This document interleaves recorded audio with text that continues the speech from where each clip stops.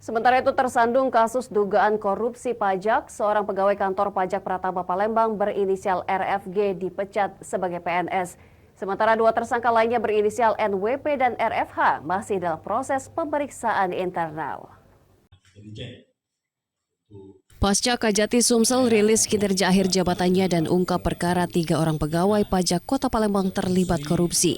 Kementerian Keuangan Direktorat Jenderal Pajak Kantor Wilayah DJP Sumatera Selatan dan Kepulauan Bangka Belitung mengapresiasi dan mendukung penuh penegakan hukum yang dilakukan oleh Kejati Sumsel terhadap 3 pegawainya yang tersandung dugaan kasus korupsi. Menurut Kepala Kanwil Dirjen Pajak Sumatera Selatan dan Kepulauan Bangka Belitung, pengungkapan kasus dugaan korupsi yang melibatkan 3 pegawai pajak tersebut merupakan hasil kerjasama Kanwil Dirjen Pajak Sumsel dengan pihak Kejati Sumsel untuk memberantas korupsi di lingkungan Kementerian Keuangan. Meski begitu, Kepala Kanwil Dirjen Pajak Sumsel dan Kepulauan Bangka Belitung menyesali penetapan tersangka tersebut karena setiap pegawai pajak telah dibekali kode etik, kode perilaku dan budaya organisasi.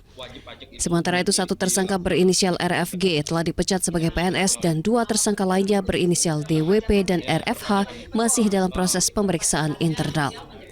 Direktorat Jenderal Pajak itu sudah melakukan tax reform, ya, intinya semua harus kita jagai. Namun kami minta tolong, tentu saja tidak bisa hanya dari kami, perlu adanya pengawasan secara sosial. Dari Palembang, Guntur Yansyah, iNews melaporkan.